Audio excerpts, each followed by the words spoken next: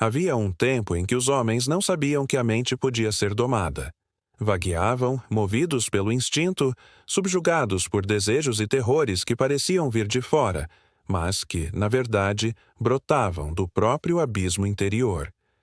Em meio a esse caos existencial, nasceu um príncipe que se tornaria símbolo de renúncia, lucidez e transformação: Siddhartha Gautama. Não foi um deus, nem um profeta no sentido tradicional.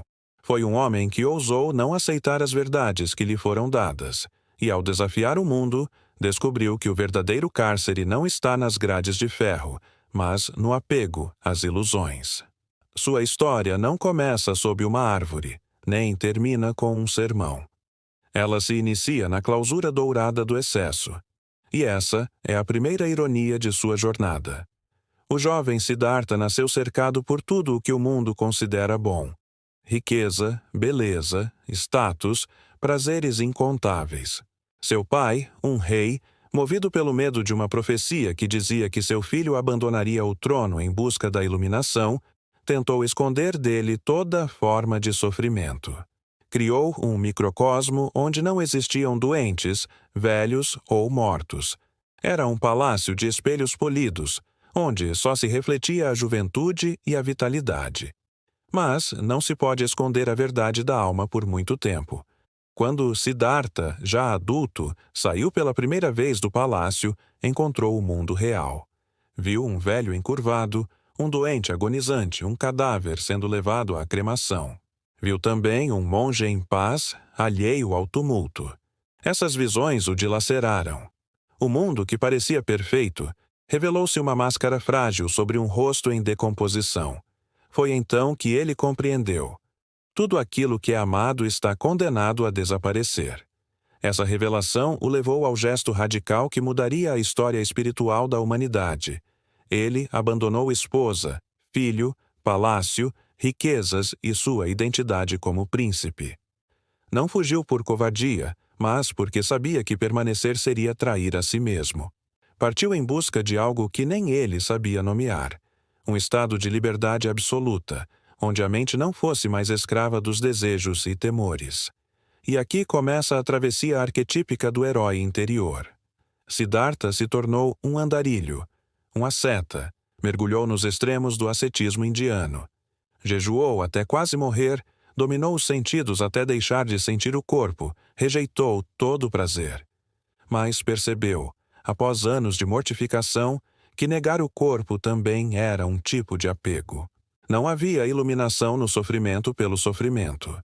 A consciência não se eleva pela negação, mas pelo equilíbrio. A esse insight ele deu o nome de caminho do meio.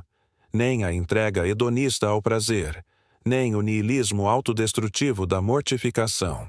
Um caminho sutil, quase imperceptível, onde cada passo é dado com presença e lucidez. Debaixo da árvore Bodhi, Siddhartha sentou-se com o firme propósito de não se levantar até encontrar a verdade última. Ali enfrentou seus próprios demônios, as ilusões mais sedutoras e as sombras mais primordiais de sua mente. Mara, o senhor da ilusão, veio tentar desviá-lo. Ofereceu poder, prazer, até o medo de morrer naquele estado de meditação. Mas Siddhartha não se moveu. A cada pensamento perturbador, ele respondia com atenção plena. Não resistia, nem se apegava. Apenas via. E nesse ver, ele se libertava. Ao amanhecer, sua mente se abriu como uma flor de lótus. A ilusão do eu separado caiu por terra.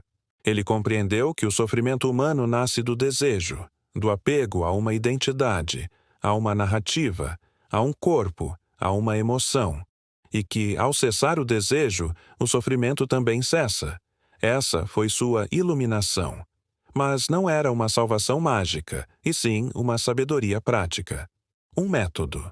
Ele não dizia, acredite em mim, dizia, experimente por si mesmo. Não fundou uma religião, mas um caminho, um dharma.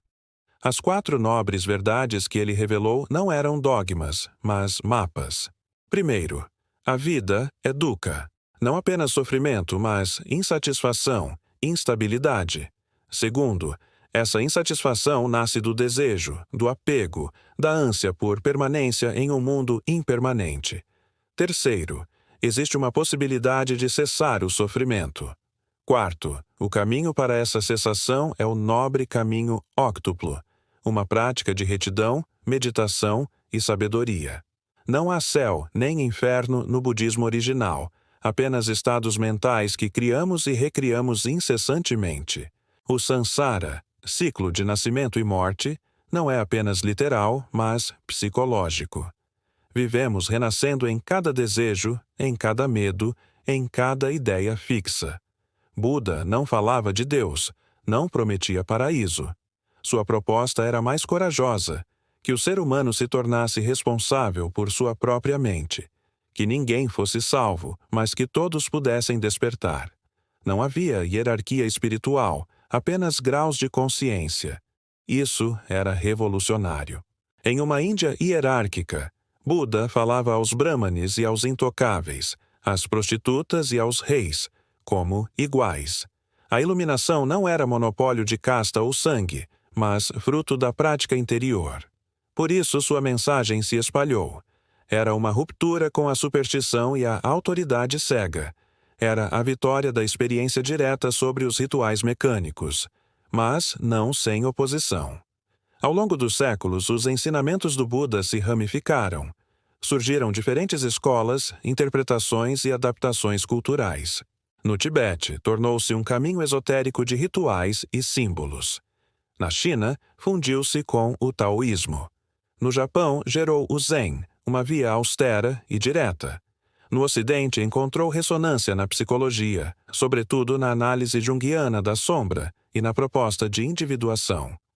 O Buda é visto por muitos não como uma figura religiosa, mas como um terapeuta da mente. Alguém que compreendeu, antes de Freud e Jung, que a psique humana vive em conflito e que é possível curar essa cisão pela atenção plena. Mas a mensagem do Buda também foi traída. Como toda sabedoria profunda, ela foi diluída, dogmatizada, transformada em folclore. Muitos passaram a adorar o Buda como uma divindade, esquecendo que ele próprio advertiu contra isso.